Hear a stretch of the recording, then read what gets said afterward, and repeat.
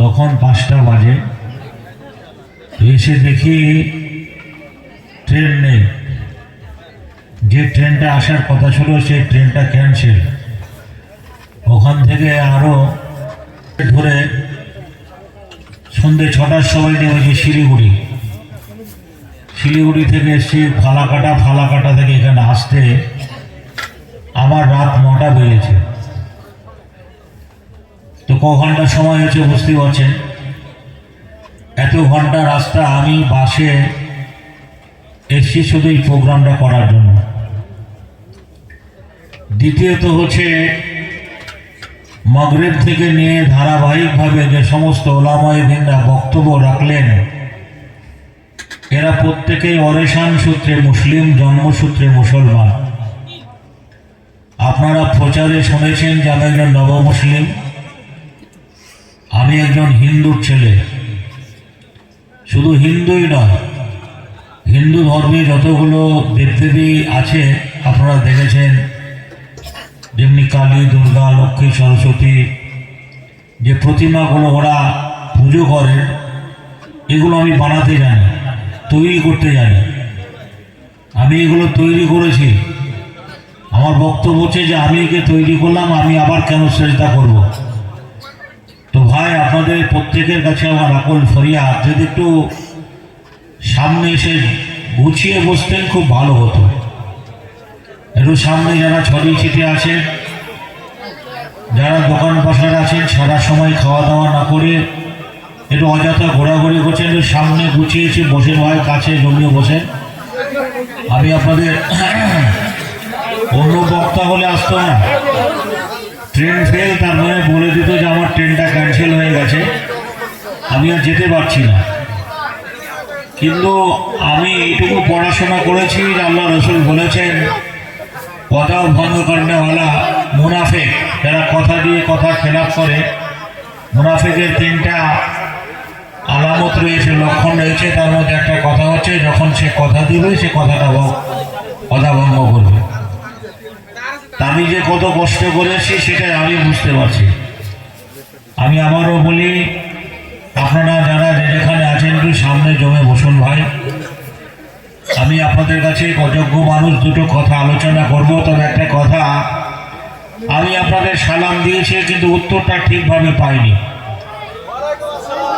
আমি আপনাদের বলি সালাম 2 বার দিতে হবে, এরকম করে দলিল আমার জানা নেই। পরিবেশের প্রেক্ষাপটে আপনাদের কাছ থেকে যে আমি উত্তরটা পাইনি, তার জন্য আবারও বলি আসসালামু আলাইকুম। আলহামদুলিল্লাহ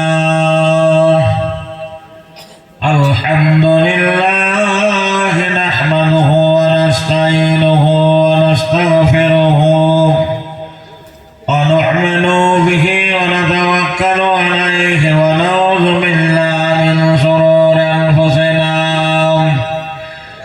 ওয়া মিন শুরুরি আনফুসিনা ওয়া মিন sayyi'ati a'malina man yahdihillahu فلا مضل له وما يضلل فلا هادي له واشهد ان لا اله الا الله وحده لا شريك له واشهد ان محمدا عبده ورسوله اما بعد فخير الحديث كتاب الله وخير الهدي هدي محمد صلى الله عليه وسلم وشر الأمور محدثاتها وكل محدثة بدعة وكل بدعة ضلالة وكل ضلالة في النار. أعوذ بالله من الشيطان الرجيم. بسم الله الرحمن الرحيم. يا أيها الذين آمنوا هل أدلكم على تجارة تنجيكم من عذاب أليم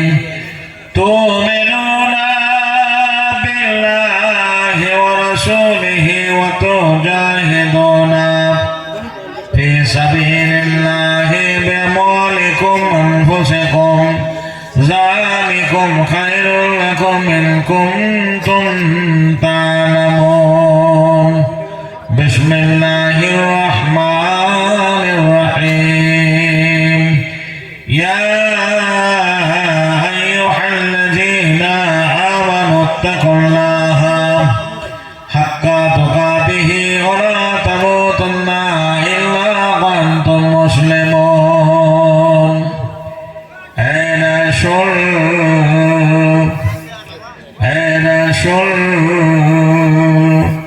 তোমায় ভালোবাসি অন্তরে শুধু মুখে নয়,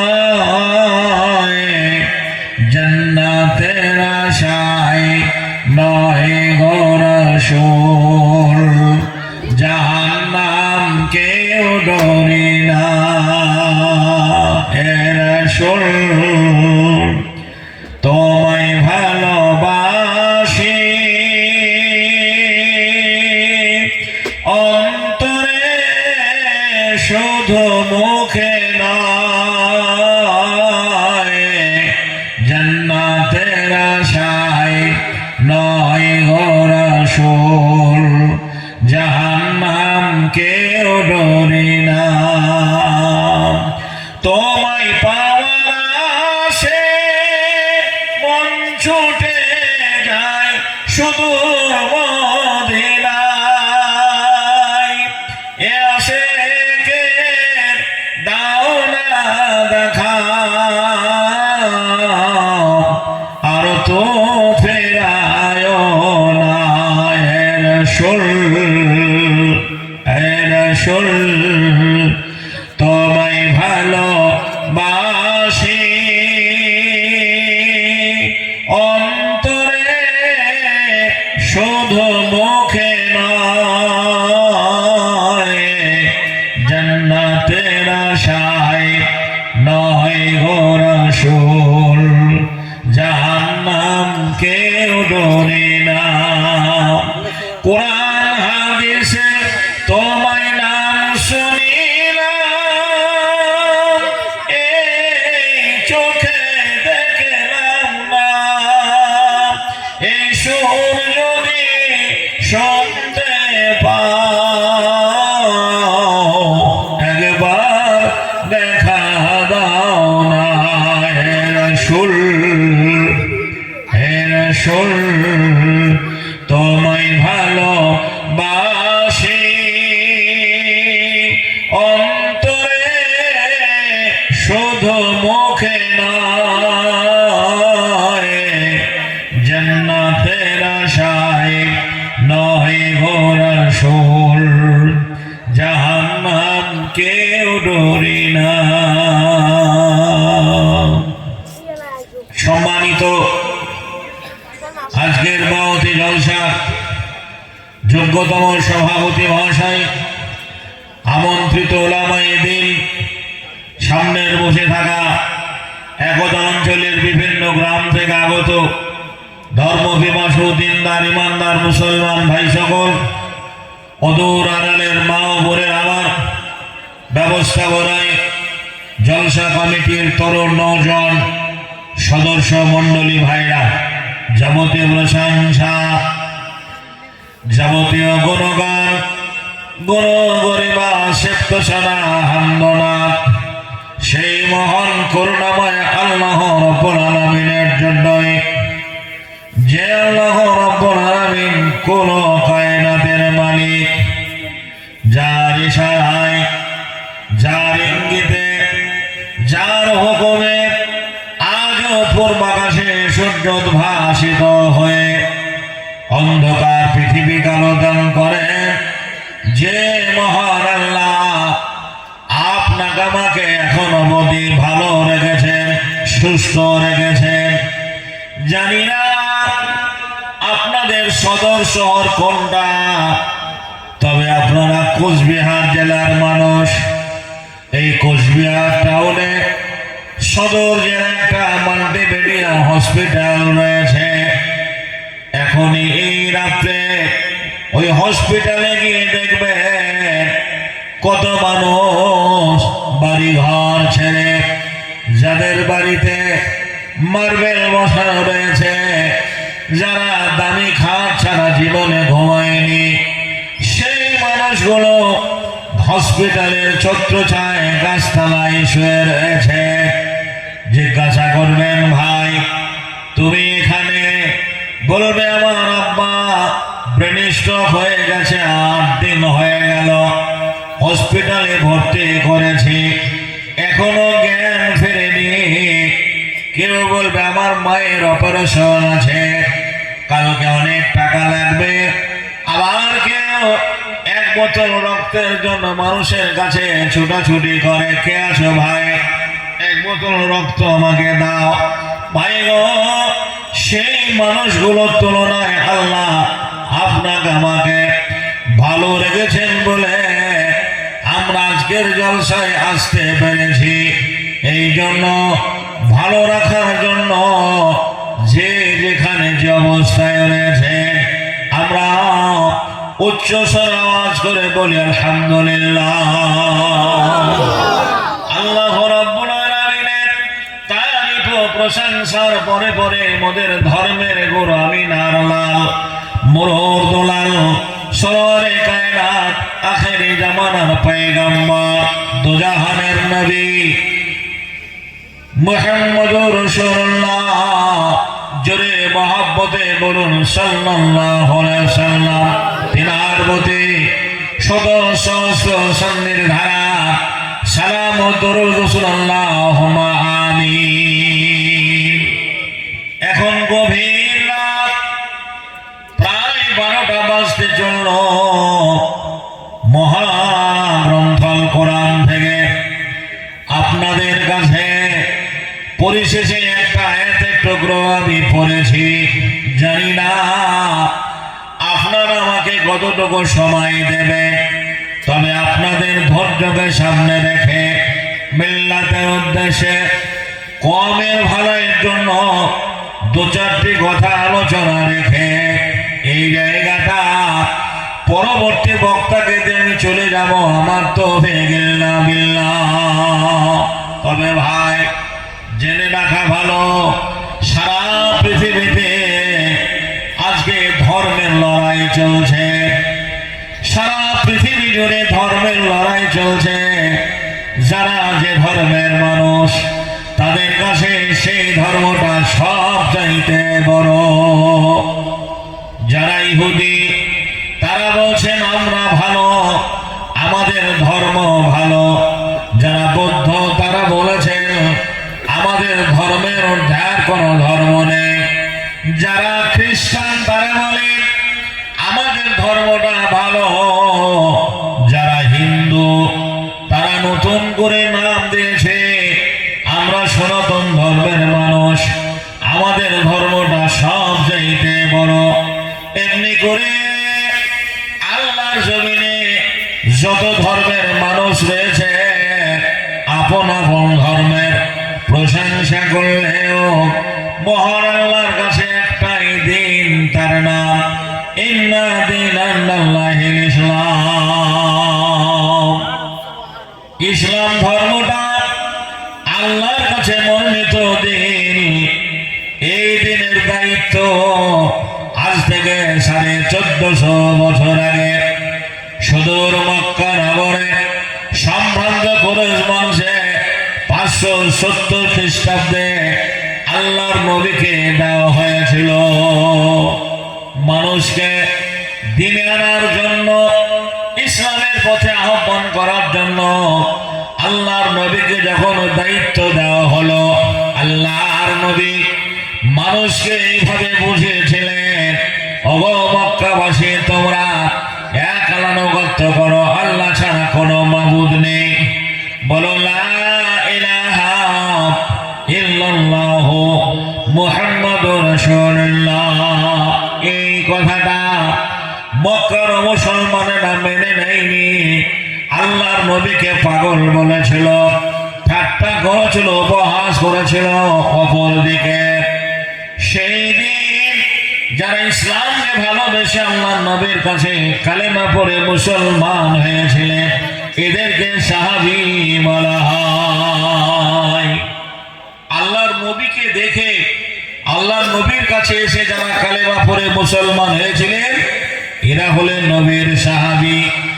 ঈমান আনার জন্য কালেমা পড়ার জন্য এই সাহাবীদেরকেও কষ্ট করতে হয়েছে। মুসলমান হওয়ার জন্য মক্কার মুসলমানেরা এই সাহাবীদের বাড়ি ঘর ভেঙে দিয়েছে, তাদেরকে দেশ ছাড়া করে দিয়েছে। বুকে ঈমান নিয়ে চোখের পানি ফেলতে ফেলতে মদিনার মাটিতে পাড়ি দিয়েছে। মদিনার আনসারীরা সর্বহারা ভাইদের সেদিন জায়গা দিয়েছিলেন, ভাই তুমি আমার দেবী ভাই, এই জায়গাটা তোমাকে দান করলাম, এই জায়গাটায় তুমি বাড়ি ঘর বানাও, এই খেজুরের বাগানটা আবাদ করো। শুধু তাই নয়, আমার ঘরে চলো, আমার ঘরে দুটো বিবি আছে, যেটা তোমার ভালো লাগবে, যেটা তোমার পছন্দ হবে সেইটাকে তালাক দিয়ে দেওয়া হবে, আর সেইটাকে নিয়ে তুমি সংসার করবে। এটা বলা যত সহজ, এটা শোনা যত আসান, বাস্তব রূপ দেওয়া কত যে কঠিন, কঠিনতম কাজ আল্লাহই ভালো জানে। সে যুগের মানুষের বড় ইমানটা মজবুত ছিল, তাই তারা সার্বিকভাবে সাহায্যের হাত বাড়িয়ে দিয়েছেন। ভাই গো, আপনাকে ওই রকম সাহায্য দিতে হবে না, শুধু একটু আপনাদের কাছে সময় চেয়ে নেব। আমি হিন্দুর ছেলে, একদিন ইসলামকে ভালোবেসে কালেমা পড়ে মুসলমান হয়েছি। আপনাদের কাছে কিছু বলার আগে আমি এই জীবন ইতিহাসটাকে তুলে ধরব। আপনারা জন্মসূত্রে মুসলিম, আপনাদের বাপ মুসলমান, মা মুসলমান, দাদা মুসলমান, পরদাদা মুসলমান। কোরআন হাদিসের আলোকে এমন একটা বিষয়বস্তু নেই যেটা আপনাদের না জানা নয়, সব কিছু আপনারা জানেন। কিন্তু সুবহানাল্লাহ, জানার নাম ঈমান নয়, বলার নাম ঈমান নয়। জানার নাম ঈমান নয়, বলার নাম ঈমান নয়, আমলের নাম ঈমান। ঠিক না বেটি? আমল করার নাম ঈমান। যেটা আপনি জানেন আমল করেন না, ভাই গো বড় কষ্ট হয়, দুঃখ লাগে। আমরা মুসলমান বলে দাবি করি, কিন্তু হায় হায় ইসলামের কোন কাজ আমরা মেনে চলি না।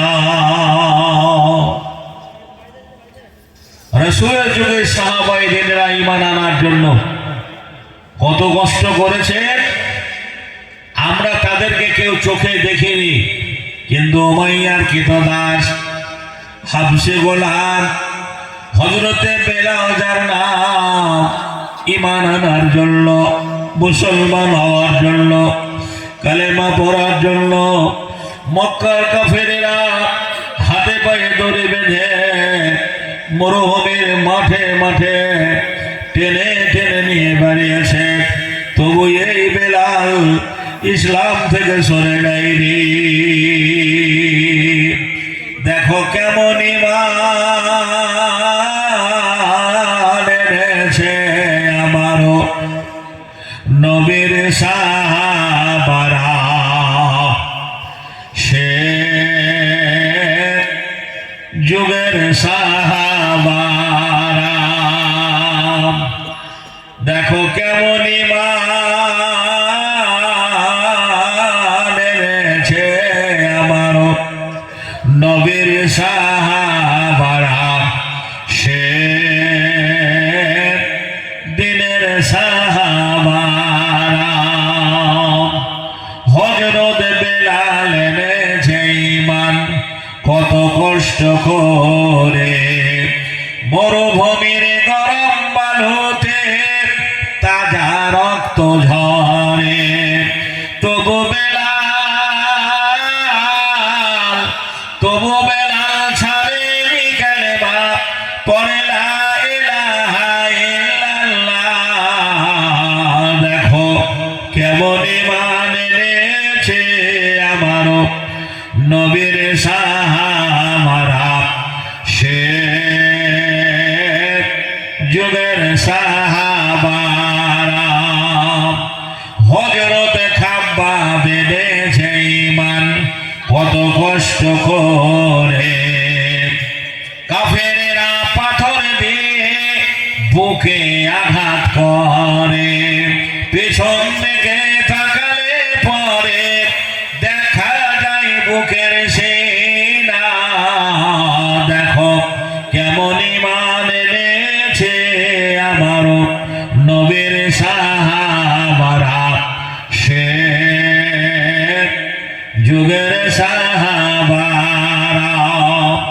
হযরত হানজালা এনেছে ঈমান কত কষ্ট করে, প্রথম রাতে বিয়ের পরে ছিল বাসর ঘরে, যুদ্ধের দামামা উঠল বেজে হলো না গোসল করা। দেখো কেমন ঈমান এনেছে আমারও নবীর সাহাবারা, সে যুগের সাহাবারা।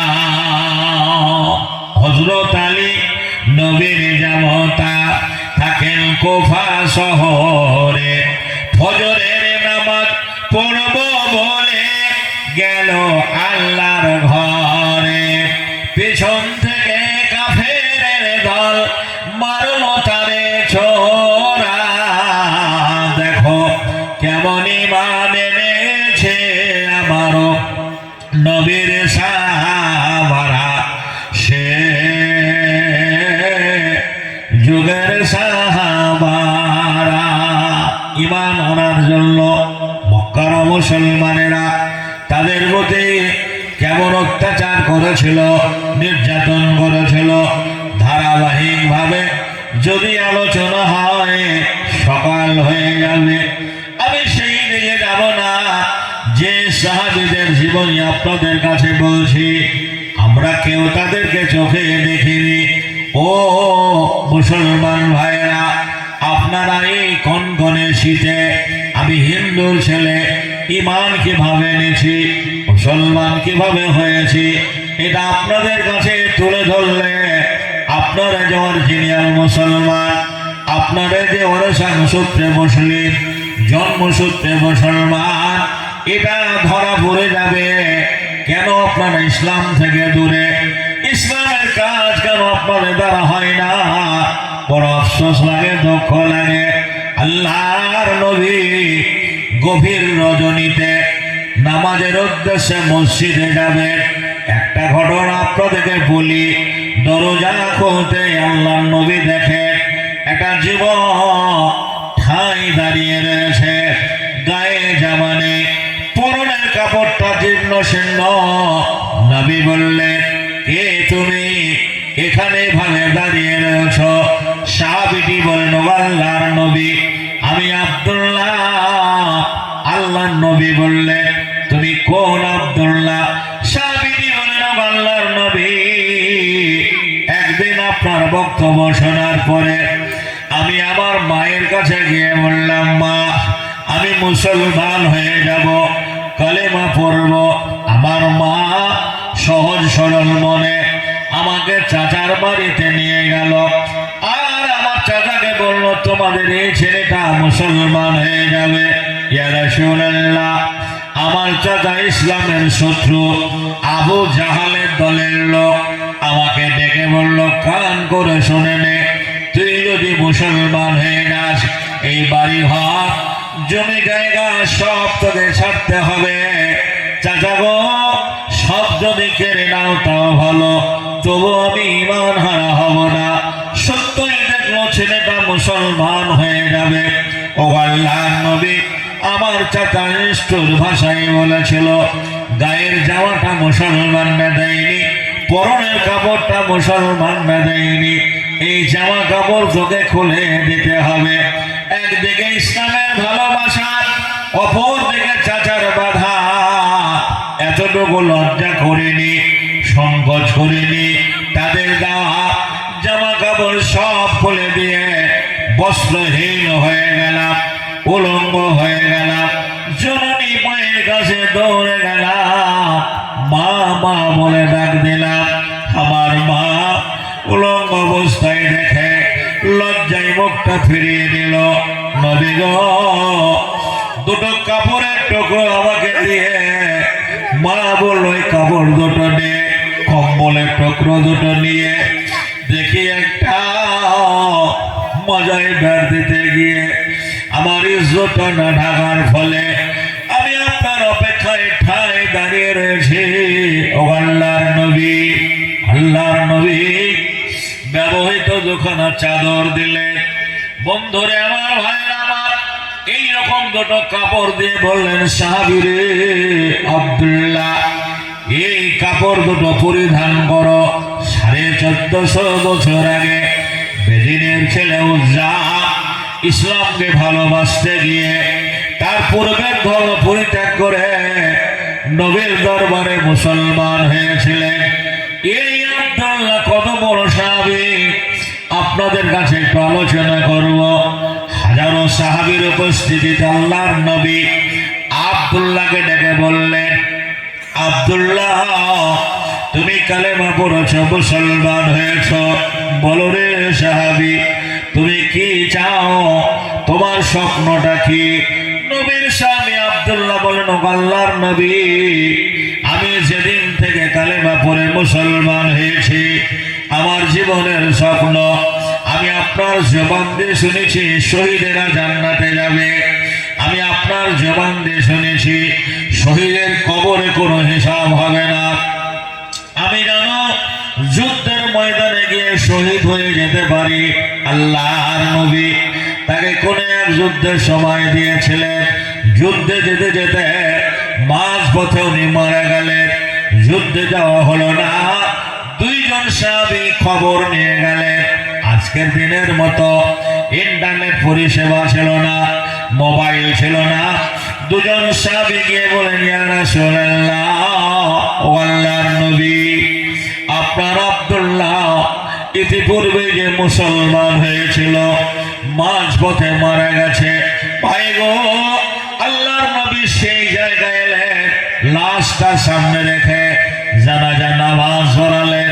জানাজা নামাজ হয়ে গেল। বিশ্ব নবী বললেন, সাহাবীরে তোমরা থামো, কবরে আমারে নামতে দাও। আল্লাহর নবী তার কবরে নেমে বললেন, দুখানা লাশ, ওই লাশটা আমার হাতে ধরিয়ে দাও। বিশ্ব নবী নিজ হাতে আব্দুল্লাহ লাশটা কবরে শোয়ালেন। দাফন হয়ে গেল, মাটি হয়ে গেল।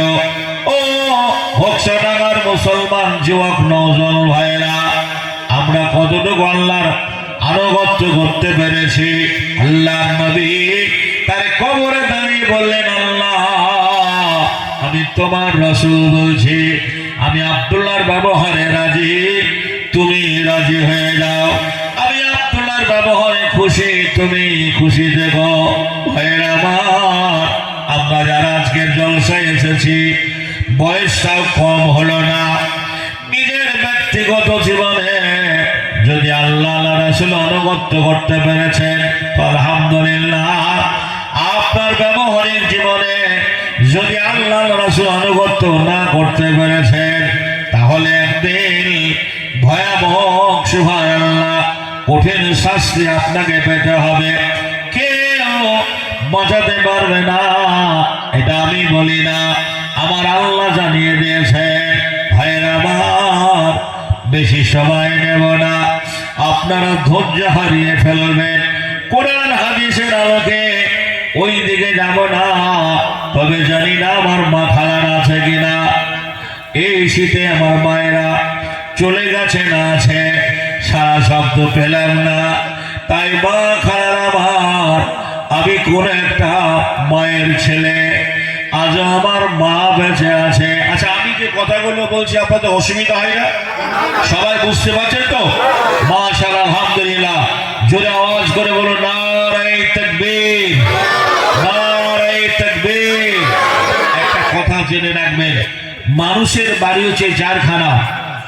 লাস্টে যদি সময় পায় এই চারখানা বাড়ির নাম আপনাকে বলবো, আপনাকে শোনাবে, একটু মনে করিয়ে দেবেন। আপনাদের কাছে মানুষের বাড়ি চারখানা, এই চারখানা বাড়ি কোন কোন বাড়ি, কোন কোন বাড়িতে কতদিন থাকতে হবে আপনাকে শোনাবো। তবে একটা কথা আপনাদের আজকে বলবো, আমি হিন্দুর ছেলে, বাবা আমার আজও হিন্দু ধর্মে বেঁচে আছে। বাবার নাম হীরেন কুমার রাজেন্দ্র। আমার বাবা একজন শিল্পী, প্রতিমা মূর্তি তৈরি করেন। আপনারা ইব্রাহিম নবীর নাম শুনেছেন। ইব্রাহিম আলাইহিসসালাম একজন আল্লাহর নবী ছিলেন। কোরআনে সূরা ইব্রাহিম রয়েছে। এই ইব্রাহিম একজন আল্লাহর নবী ছিলেন। তার আব্বা আজর মূর্তি বানাতেন, মূর্তি তৈরি করতেন। ওই ইব্রাহিমের বাল্য জীবনী আমরা বহু আলেমদের মুখে শুনেছি। ভাই আমার, মায়ের নাম অর্চনা দেবী, তারা আমার ভালোবেসে নাম রেখেছিল।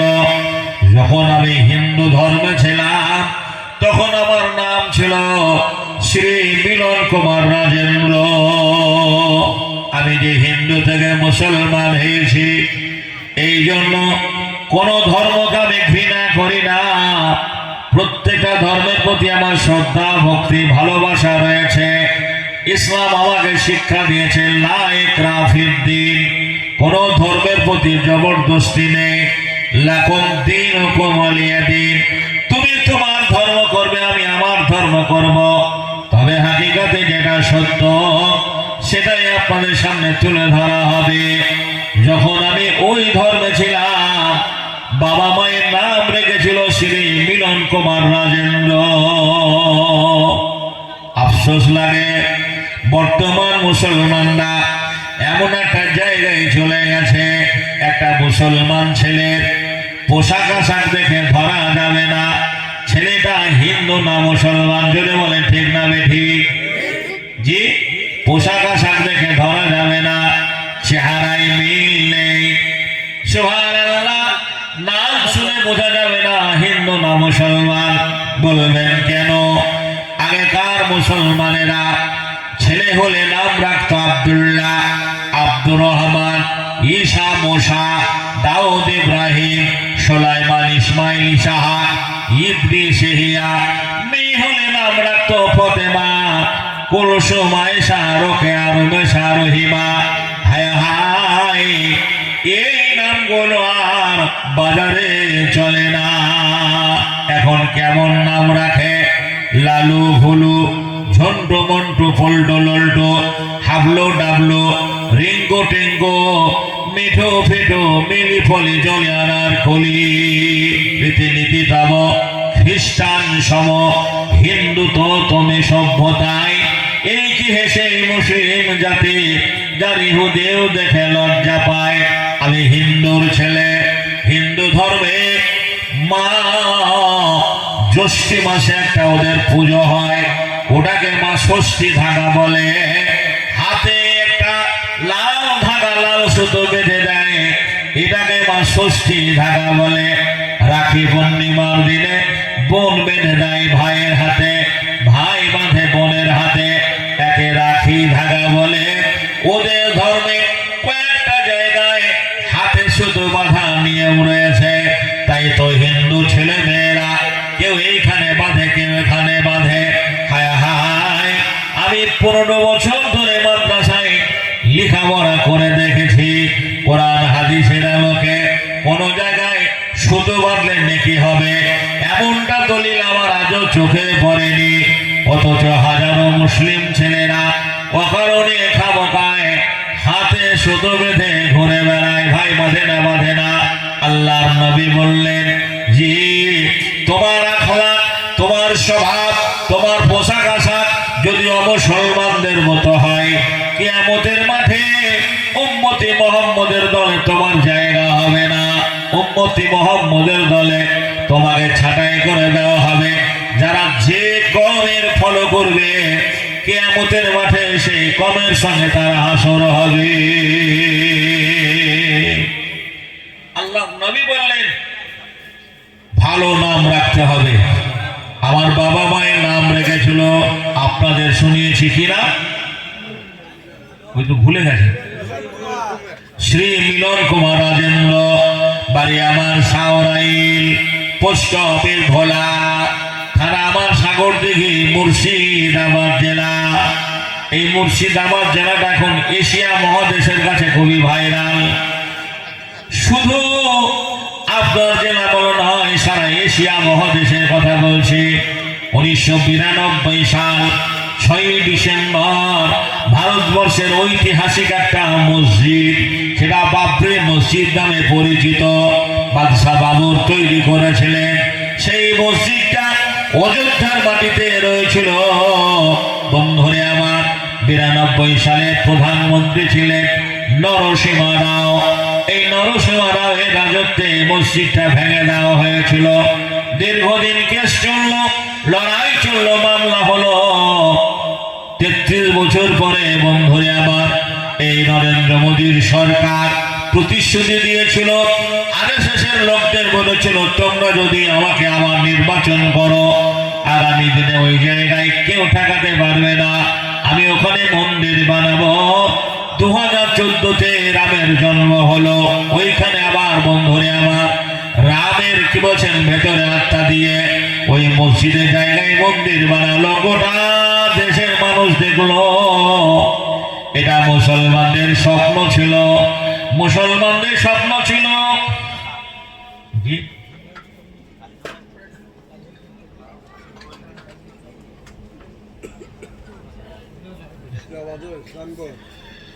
বিশেষ বন্ধুরা আবার স্বপ্ন ছিল।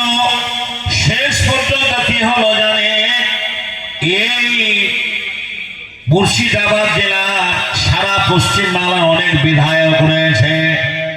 একটা বিধায়কের নাম, এমএলএর নাম হুমায়ুন কবির। এই হুমায়ুন কবির বাঘের বাচ্চা, বরঙ্গা বলে একটা থানার উনি বিধায়ক। বেলডাঙ্গার মাটি ন্যাশনাল হাই 34 নম্বর জাতীয় সড়ক পথের উপরে 1 বছর আগে থেকে ঘোষণা করা ছিল এই জায়গায় বাবরি মসজিদ বানানো হবে। শেষ পর্যন্ত তাকে তার দল মেনে নেয়নি, বহিষ্কার করেছে, বাদ দিয়েছে। বলে আমাকে বাদ দাও, তাও ভালো কেন্দ্র করে মসজিদ বানাবো। 30 বিঘা জমির উপরে আগামী দিনে মসজিদের ভিড় তৈরি হবে।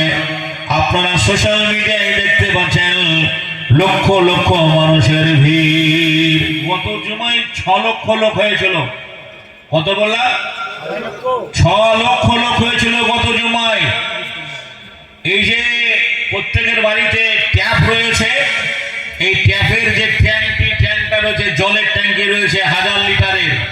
এই 1000 লিটারের ট্যাঙ্কিতে শুধু 500 টাকার, 200 টাকার, 100 টাকার নোট। আচ্ছা, 1000 লিটার কত বড় বলুন তো? এটা 1000 লিটার ট্যাঙ্কে জি আপনার কি বলছেন 500 টাকার, 200 টাকার, 100 টাকার নোট যদি একবার ফুলফিল ভরে যায়, তাহলে বলুন তার গুনতে হিসাবটা কতদিন লাগবে আপনার গুনতে? যে এইভাবে টাকা দান করছে, যেখানে উনি ঘোষণা করেছিলেন যেখানে 300 কোটি টাকা এখানে আপনার বাজেট হবে, এখন পর্যন্ত সেখানে 700 কোটি টাকা পার হয়ে গেছে। বলুন আলহামদুলিল্লাহ। কত বললাম? 700 কোটি টাকা পার হয়েছে। গতকালকে রিপোর্ট বলছে 700 কোটি টাকা পার হয়ে গেছে। যিনি 80 কোটি টাকা দিয়েছিলেন তিনি আবার 20 কোটি টাকা দিয়ে 100 কোটি টাকা বুঝিয়েছেন। জি বন্ধুরে আমার, ভাইরা আমার, এইভাবে দানের প্রতিযোগিতা সেখানে চলছে। মায়েরা ছোট দান থেকে বড় দান করে একটা গরিব মা একটা মোরগ দান করেছিলেন। সোশ্যাল মিডিয়ায় দেখেছেন, কলকাতার একটা তরুণ নওজোয়ান যুবক একজন সেই মোরগটা ডাকে 100, 200, 300, 400, 500 করতে করতে 6000 টাকায় উনি একটা মোরগ কিনেছেন। কততে বললাম? 6000 টাকায় মোরগ কিনেছেন। এই সোশ্যাল মিডিয়াতে দেখছেন খাসি করেছে, সেটা দাকে উঠেছেন। এইভাবে প্রতিনিয়ত দান সেখানে ভর্তি আছে। আমি সেই জেলার মানুষ ভাই, এখানে অনেক সম্প্রদায়ের মানুষ, অনেক ধর্মের মানুষ রয়েছেন। আমি সব ধর্মের সমন্বয়ে দুটো কথা তুলে ধরবো। আপনাকে যদি বলি এই লোকটা খারাপ, তাহলে খারাপ লোকটার পাশে একটা ভালো লোকের চরিত্র জানতে হবে। যখন বলবো এই লোকটা চাইতে এই লোকটা সৎ, তখন দুটোরই জীবনী আমাকে পড়তে হবে, দুটির আদর্শ আমাকে জানতে হবে। যদি বলে এই লোকটা চাই, এই লোকটা লম্বা, এই লোকটা বেঁধে, দুটোতে মাপদণ্ডে মাপতে হবে যে কার হাইটটা কতটুকু। তো বন্ধুরে আমার, আমি জোরহাত করে আগে ক্ষমা চেয়ে নিচ্ছি। আমি যে মুসলমান হয়েছি, এর আগেও বলেছি, আবারও বলছি, আমি অন্য কোনো ধর্মকে ঘৃণা করি না। প্রত্যেকটা ধর্মের প্রতি আমার শ্রদ্ধা, ভক্তি, ভালোবাসা রয়েছে। তবে পৃথিবীতে এভাবে ইসলাম এসছে, ইসলামের আদর্শকে ফলো করে অমুসলমানরা আজকের দিনেও হুর হুর করে মুসলমান হচ্ছে। একবার জোরে বলুন আলহামদুলিল্লাহ। এটা আমাদের গৌরব। কোনো সাংবাদিক, কোনো বন্ধুরা আমার মিডিয়া প্রমাণ করতে পারবে না যে মাদ্রাসায় পড়া একজন মৌলানা, মাদ্রাসায় পড়া একজন হাফেজ, মাদ্রাসায় পড়া একজন কারি, আলেমে দ্বীন বা 5 ওয়াক্ত একজন নামাজি ব্যক্তি সে ইসলাম ধর্ম পরিত্যাগ করে খ্রিস্টান হয়ে গেছে, আদার্স অন্য কোনো ধর্ম গ্রহণ করেছে। কিন্তু সারা ওয়ার্ল্ডে আজও প্রমাণ আছে যে অমুসলমানরা ইসলামকে ভালোবেসে আজকের দিনেও মুসলমান হচ্ছে। বলুন আলহামদুলিল্লাহ। যে আমেরিকার মাটিতে ইসলামের কোনো জায়গা ছিল না, আজকে খোদার কসম করে বলি আমেরিকার মাটিতে মদিনা শহরের মতো আজান হয়। বলুন আলহামদুলিল্লাহ। ভাই, তাই আমার ইসলাম কবুল করার প্রারম্ভে দু একটা কথা আপনাদের না বলে থাকতে পারলাম না। একদিন আমার মা আমাকে মন্দিরে পুজো করতে নিয়ে গেল। আপনারা মসজিদে যান, মসজিদ হচ্ছে আল্লাহর ঘর। এই আল্লাহর ঘরে কারো মূর্তি নেই। মুসলমানরা কোনো মূর্তি পুজো করে না, মূর্তি পুজোয় বিশ্বাস করে না। আল্লাহর জমিনে আল্লাহ ছাড়া কাউকে সেজদা করা যাবে না। কিন্তু আমার মুসলমান ভাইরা, এমন একটা সৃষ্টিজীব নেই যার পুজো ওরা করে না। ওরা মাটির পুজো করে, গাছের পুজো করে, চন্দ্রের পুজো করে, সূর্যের পুজো করে, পাহাড়ের পুজো করে, জঙ্গলের পুজো করে। ওই জঙ্গলে যত বাঘ ভাল্লুক আছে সবাইকে ওরা ভগবান আসনে বসিয়েছে। এই যে মাঠে খড় পাড়া আছে, এটা আপনারা খড় বলেন না কি বলেন? জি, এই খড়েরও পুজো ওরা করে। খড়ের পুজো করে না? করে না? খড়ের পুজো ওরা করে। মূর্তির পরিকাঠামোটা আগে খড় দিয়ে বানানো হয়। আপনি আমাকে কালকে রেখে দেবেন, 1 বোঝা খড় আমাকে দেবেন, আর 500 গ্রাম সুতলি, আর একটা বাঁশ, আর একটা কাটারি বা দা আছি। আমি আপনাকে 5 ফুট 6 ফুট হাইটের প্রতিমা বানিয়ে দেখিয়ে দেব। এই খড়ের পুজো ওরা করে। ওদের ধর্মের একটা লোক, তার নাম কালিদাস, মাঠ দিয়ে আসছে। আর সে বন্ধুরে আবার দেখলাম হাওড়াতে পড়ে আছে নদীতে, বাঘের মাংস খেয়েছে গরুতে। আচ্ছা, বাঘের মাংস গরুতে খাই না, গরুর মাংস বাঘে খায়? জোরে বলে। ডিসকভারি চ্যানেল আপনারা দেখেছেন, কিন্তু আমি মাইকে বলছি বাঘের মাংস খেয়েছে গরুতে, তাহলে ভুল বলেছি না বাবু গো। ওদের দেখবেন প্রতিমা বা দুর্গার কাছে একটা বাঘ বানানো আছে। দুর্গা মন্দিরে একটা বাঘ থাকে, সেটাও খড় দিয়ে বানানো। পুজো হয়ে গেল, বিসর্জন দিয়েছে, নদীতে ফেলে দিয়েছে, রং চং কাদা মাটি ধুয়ে গেছে। এখন ঘোকসা ডাঙার গরুটা নদীতে পানি খেতে গিয়ে ওই বাঘের খড়গুলো টেনে টেনে খাচ্ছে। বুঝতে পারছে না, পারে নাই। দেখলাম হাওড়াতে পড়ে আসে নদীতে, বাঘের মাংস খেছে গরুতে। ওই দুর্গার বাঘের খড় গরুতে খাচ্ছে, এটাই কালিদাস বুঝাতে চেয়েছেন।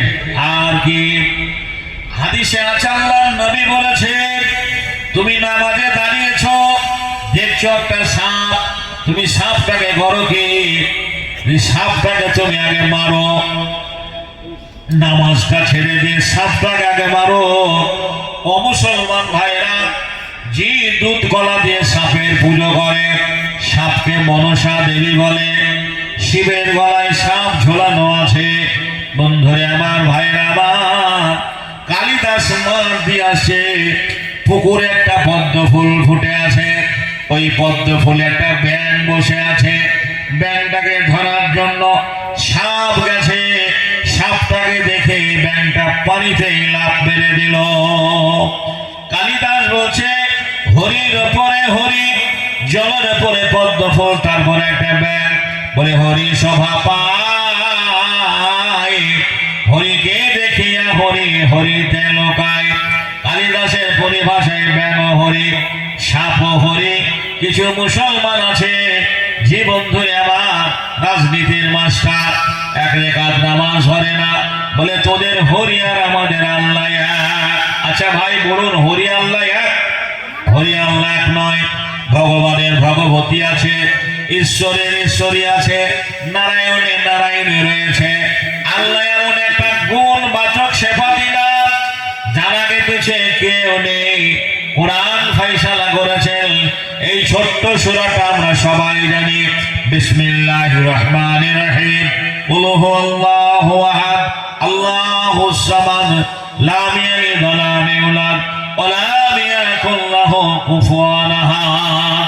তাই তো আল্লাহর জমিনে আল্লাহ ছাড়া কাউকে সিজদা করা যাবে না। আমি আমার মাকে বললাম, মা আমি তো পুজো করব, পুষ্পাঞ্জলি দেব, কিন্তু এদের জন্ম কোথায়, এদের আদি পিতাকে কিভাবে সৃষ্টি হলো, এটা আমি জানতে চাই মা। মা বলে, বাবা রে, এগুলো আমাদের বাবা হয়। যদি বাবাকে আমরা পুজো করতে পারি, তাহলে আমরা স্বর্গবাসী হতে পারবো। নাউজুবিল্লাহ মিন জালিক। মাকে বলেছিলাম, মা তোমার বাবা তো আমার নানা হবে, তোমার মা তো আমার নানি হবে, অতএব তোমার বাবাকে আমি কেন বাবা বলবো? মা রেগে গেলেন। মায়ের প্রত্যুত্তরে যে জবাব দিয়েছে, মন্দিরের প্রথম কথা প্রভাত বেলায় পড়িয়াছিলাম একটা গীতা বই, প্রথম পৃষ্ঠা খুলতে দেখে যুদ্ধের হয়েছে। মা বলল, চলো বাবা করে গিয়ে পুজো, তোমার পিতা সে বলে দেব যত মজ। আমি বলিলাম মায়ের তরে, ওগো মা শোনো, কোনটা তোমার আসল পিতা তাকে তুমি চেনো? রামকৃষ্ণ শ্রীকৃষ্ণ ব্রহ্মা মহেশ্বর, কার কে পিতামহ কে বড় ঈশ্বর। আমার কথা শুনে মা অবাক হয়ে রয়, এদিক ওদিক চাইয়া দেখে কেউ কোথাও নাই। মা বলল, শোনো বাছা, শোনো পুত্রধন, সবারই সবাই পিতা, সবাই ভগবান। আমি বলিলাম মায়ের তরে, ওগো মা তাই যদি হয়, আমার পিতা তোমার স্বামী তোমারও পিতা হয়। মা বলল, আমার তরে ওরে পাগলা ছেলে, ওসব কথা বললে পরে দেব তোরে জেলে। আমি বলিলাম মায়ের তরে, হব মুসলমান, নামাজ পড়ে রোজা রেখে আনিব ঈমান। যখন মায়ের সঙ্গে তর্ক বিতর্ক শুরু হয়ে গেল, ভাই গো, আমি পুরোহিতের কাছে গেলাম, ব্রাহ্মণের কাছে গিয়ে বললাম, দাদু ঈশ্বরের সন্তান আপনি, আমি ঈশ্বরের সন্তান, ঈশ্বরকে ডাকার সব মানুষের সমান অধিকার আছে। আমার ইসলাম ধর্মে আজান হয়ে গেছে, মৌলানা নেই, ইমাম সাহেব নেই, কারি সাহেব নেই, যে কোনো একজন পাঁচ ওয়াক্তের মুসল্লি নামাজি ব্যক্তি নামাজ পড়াতে পারে। তার পিছনে যদি গোটা কোচবিহারের মুসলমানরা নামাজে দাঁড়ায় তো নামাজ হবে, জোরে বলুন হবে না? হবে না। কিন্তু অন্য ধর্মের পুরোহিত ব্রাহ্মণ ছাড়া কাউকে পুজো করতে দেওয়া হবে না। উনি বললেন, না তোরা নিচু বর্ণের হিন্দু এই বইগুলো পড়লে ভস্ম হয়ে যাবে, পাপ আছে, লিপ্ত হবে, তোদের নরক ওঠা হবে না। কোন মৌলানা এই কথা বলেনি যে কোরআন মুসলমান ছাড়া কেউ করতে পারবে না। কোরআনটা হোদাল নির্নাশ, মানুষের হেদায়েতের জন্য কোরআন এসেছে, বিশ্ববাসীর জন্য কোরআন এসেছে, মানুষকে পথ দেখানোর জন্য কোরআন এসেছে। যে কোনো সম্প্রদায়ের মানুষ, যে কোনো বর্ণের মানুষ, যে কোনো ধর্মের মানুষ কোরআন পড়তে পারে, এতে বাধা নেই। জোরে বলুন ঠিক না বেঠিক? কিন্তু ওদের ধর্মে ব্রাহ্মণ ছাড়া কাউকে পুজো করতে দেওয়া হয় না। যেটা সত্য সেটাই আপনাকে বলি। আমরা বলি লা ইলাহা ইল্লাল্লাহু মুহাম্মাদুর রাসূলুল্লাহ। ওদের ধর্মের একটা ঋষি, তার নাম মনু। এই মনুকে যিনি বেদ লিখেছেন তার নাম মনু। মনু বলেছেন, লা ইলাহা মুহাম্মাদান রাসূলুন সর্বাং সর্বাং পরমাং সুন্দরাং ওয়াল্লাহ জ্যেষ্ঠাং শ্রেষ্ঠাং পরমাং পূর্ণাং ব্রহ্মা আল্লাহ আল্লাহ মিতাং। ইসলামকেও অমুসলমানরা শ্রদ্ধা করেছে। সুবহানাল্লাহ। আফসোস লাগে, দুঃখ লাগে, আজ কেন যে এমন হলো, হিন্দু মুসলমানের সেই সম্প্রীতি কেন নেই? বন্ধুরে আমার, ভাইরা আমার, দুঃখ লাগে যে আমরা ধর্মকে বুঝতে পারিনি। প্রত্যেকটা ধর্মের সঙ্গে প্রত্যেকটা ধর্মের মিল রয়েছে। ইসলাম ধর্মে যেমনি মূর্তি পূজা হারাম, মূর্তি পূজা নিষেধ। কুরআন বলছে শ্রেষ্ঠ পূজা কাকে বলে। আমি এটা বিরোধিতা করতে চাইছি না, আপনাকে বোঝানোর জন্য বলছি। কুরআন বলছে শ্রেষ্ঠ পূজা কাকে বলে। ধাতু পাষাণ মাটির মূর্তি কাজগ্রদর সে গঠনে, আতপ চারার পাকা কলা কাজগ্রদর আয়োজনে, মেষ ছাগল মহিষ জাতি কাজগ্রদর বলিদানে, জাকজমকে করলে পুজো অহং করায় মনে মনে, তুমি লুকিয়ে তারে করবে পূজা জানবে না রে জগৎ জনে, তুমি ভক্তি সুধা খাইয়ে তারে তৃপ্তি করো আপন মনে। আমি আমার জায়গায় ফিরে যাই, মনের ভক্তিতে ডাকে একটাই জাতি তারা মুসলমান। এরা মসজিদে ঢোল বাজায় না, ঢাক বাজায় না, কোনো বাদ্যযন্ত্র বাজে না। এই ঠান্ডা পানিতে সুবহানাল্লাহ, এই কনকনে শীতে আরামের বিছানা হারাম করে মুসলমানেরা ওযু করে। প্রকৃত যারা নামাজি ব্যক্তি আল্লাহর ঘরে গিয়ে বলে আলহামদুলিল্লাহ রাব্বিল আলামিন আর রহমান রহিম মালিক ইয়াউমিদ্দিন ইয়াকা না'বুদু ওয়া ইয়াকা নাস্তাইন ইহদিনাস সিরাতাল মুস্তাকিম সিরাতাল লাযিনা আন'আমতা আলাইহিম। এইভাবে যে আল্লাহর ঘরে গিয়ে মনের ভক্তিতে ডাকে, দেখা গেল না আমাকে মুসলমান হতে হবে। ভাই একটু জোরে আওয়াজ করে বলা যাবে না হেদায়েতের মালিক কে? হেদায়েতের মালিক কার দ্বারা কোন কাজ হয় এ বিদ্যা আল্লাহ ভালোভাবে জানেন। তাকে দিয়ে আল্লাহ সেই কাজ করিয়ে নেন, বলুন সুবহানাল্লাহ। আমি একদিন স্কুল থেকে বাড়ি ফেরার পথে দেখছি একটা বয়স্ক মুসলমান তার সামানগুলো রেখে দূরে পুকুরে ওযু করছে।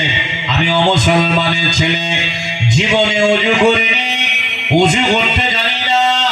মুসলমান তুমি তোমার মায়ের ওযু করা দেখেছ, বাপের ওযু করা দেখেছ, কত মানুষ ওযু করেছে তাদের ওযু করা দেখেছ। হায় হায়, মসজিদের পাশে তোমার ঘর, মক্তবের পাশে তোমার বাড়ি। যদি বলি ভাই তুমি তো মুসলমান, বলো ওযুর ফরজ কটা? এমনও মুসলমান ছেলে আছে ওযুর ফরজ কটা বলতে পারবে না। আমি একদিন গোসল করছি, আরো 4-5টা ছেলে আছে।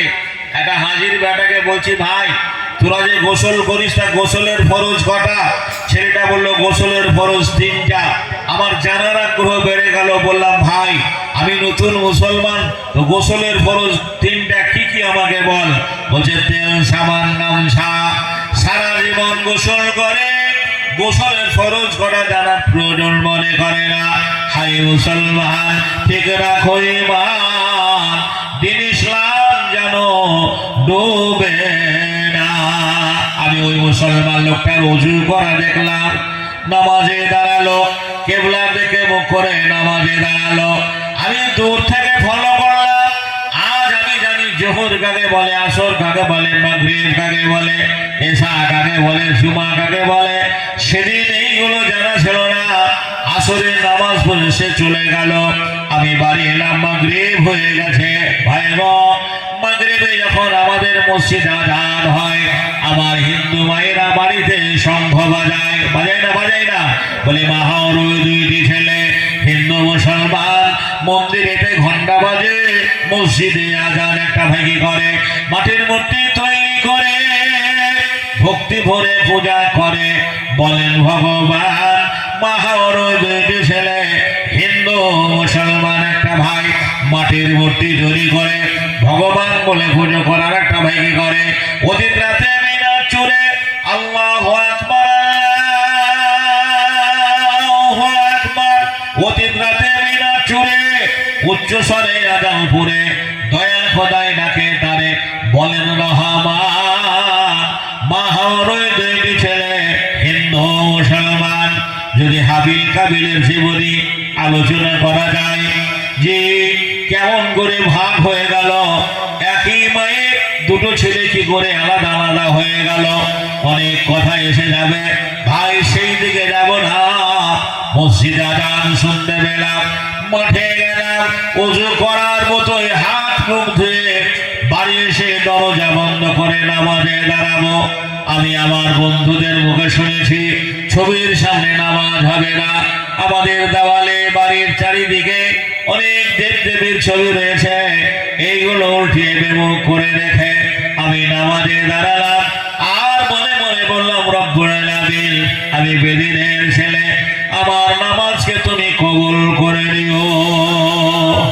কতকাল থাকবি রে তোরা বেনামাজি হইয়া, পিছন দিকে চাইয়া দেখ তোদের বেড়া গেল বইয়া।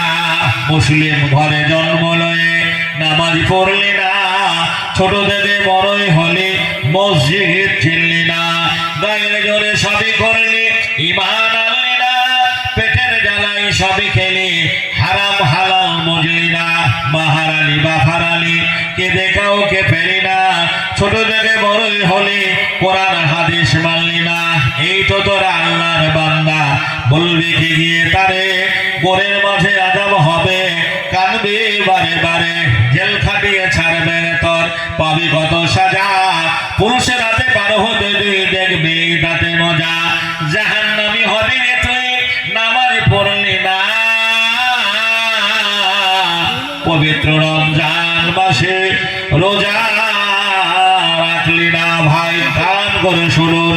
ইসলামের ভিত হচ্ছে পাঁচটা ভিতর উপর ইসলাম প্রতিষ্ঠিত। এই প্যান্ডেলটা দেখছেন খুঁটি খাম্বা দিয়ে করা হয়েছে, যদি মিডিলের খুঁটিগুলো সব খুলে না হয় এই প্যান্ডেলটা পড়ে যাবে।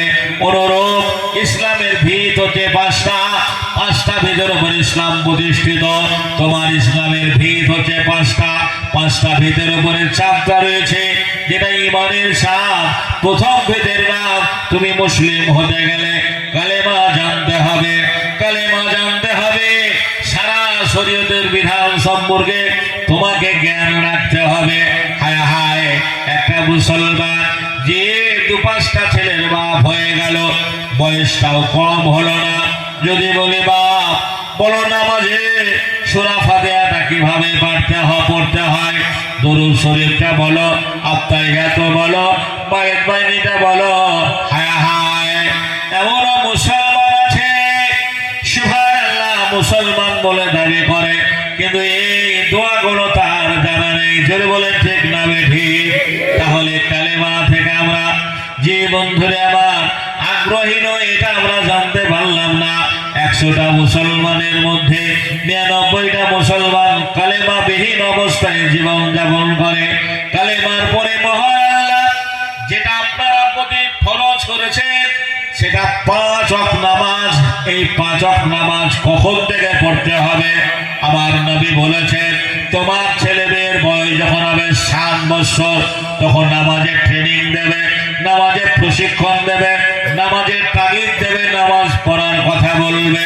10 বছর বয়সে যদি নামাজ না পড়ে প্রহর করবে, শাসন করবে। প্রয়োজন হলে তুমি নামাজি বাপ, তোমার বেনামাজি ছেলেকে তোমার অন্যে রাখা যাবে না।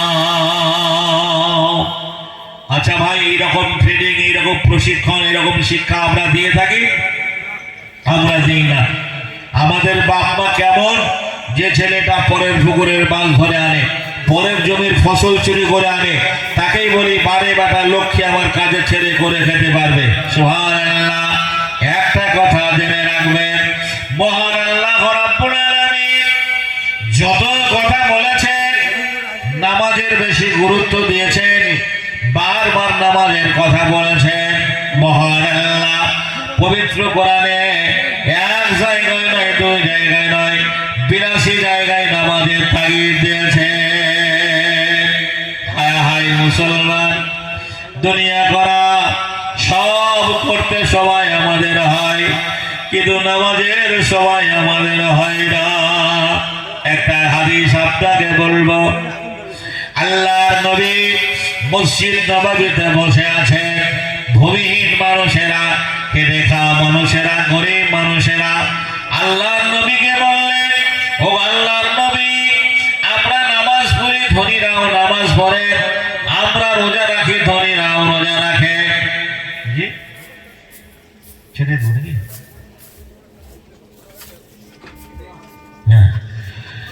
আল্লাহর নবী বললেন, আমরা নামাজ পড়ি, ধনীরাও নামাজ পড়ে, আমরা রোজা রাখি, ধনীরাও রোজা রাখে। ও আল্লাহর নবী, ধনীরা হজ করে আছে, হজে নেকি রয়েছে, ধনীরা যাকাত দেয়, যাকাতে নেকি রয়েছে, তাহলে ওদের চাইতে আমরা আগে জান্নাতে যেতে পারবো না। ভাই গো, গরিব মানুষের উদ্দেশ্যে আমার নবী বলেন, সাহাবীরে শুনে নাও, আল্লাহর কাছে সবচাইতে উত্তম জায়গা মসজিদ। সবচাইতে উত্তম জায়গা কি জোরে বলে? মসজিদ। আর আমাদের কাছে উত্তম জায়গা চায়ের দোকান, বাজার, মোড়। জি সুবহানাল্লাহ। মোবাইল। নবী বললেন তোমরা মসজিদে যাবে, দুনিয়াবি কথা আলোচনা করবে না। সুবহানাল্লাহ, আলহামদুলিল্লাহ, আল্লাহু আকবার, ওয়া লা ইলাহা ইল্লাল্লাহ, এই তাসবিহগুলো করবে, জিকিরগুলো করবে। ফজরে যদি 100 বার পড়ো, জোহরে 100 বার পড়ো, মাগরিবে 100 বার পড়ো, ওই ধনীদের চাইতে তোমরা 500 বছর আগে জান্নাতে জায়গা পাবে। গরিব মানুষেরা বাজে কথা বলে না, আল্লাহর ঘরে গিয়ে তাসবিহ করে, জিকির করে, জান্নাতে ফলগুলো খায়। আল্লাহর নবীর কাছে একদিন সাহাবীরা আরজি করলেন, ইয়া রাসূলুল্লাহ, অমুক ফালানা প্রতিদিন সবারই শেষে আসে আর সবারই আগে পালিয়ে যায়। আল্লাহর নবী তাকে বললেন, ভাই সাহেব, আগে নামাজ পড়ে তোমরা থেমে যাবে। নামাজ হয়ে গেল, আমার রাসূল উঠে দাঁড়ালেন আর বলেন, সাহাবীরে শোনো, হারুন তুমি কি নামাজ পড়তে এসেছ? শত সহস্র সাহাবীটি বললেন, লাব্বাইকা ইয়া রাসূলুল্লাহ, ও আল্লাহর নবী, আমি হাজির। নবী বললেন, তোমার নামে রিপোর্ট এসে, অভিযোগ এসে, কমপ্লেন এসে, যখন আজান হয়ে যায় ছুটে এসে তুমি নামাজ ধরো, যখন নামাজ হয়ে যায় সবাই তাসবিহ করে, জিকির করে, জান্নাতি ফলগুলো খায়, তুমি কেন বাড়ি পালিয়ে যাও বলো? সাহাবীটি কেঁদে ফেললেন, ইয়া রাসূলুল্লাহ, ইয়া হাবিবাল্লাহ, আল্লাহর নবী, সারা মদিনায় আমার মতো ভাবে মানুষ আর কেউ নেই। যখন আজান হয়ে যায় বিবিকে বলি, বিবির আজান হয়ে গেল, নামাজ পড়তে যেতে হবে, তোমার কাপড়টা আমাকে খুলে দাও। ও আল্লাহর নবী, এই কাপড়টা পরিধান করে আমার বিবি অন্ধকার গুহায় রেখে আমি নামাজ পড়তে চলে আসি। সবাই যখন তাসবিহ পড়ে, জিকির করে, জান্নাতি ফলগুলো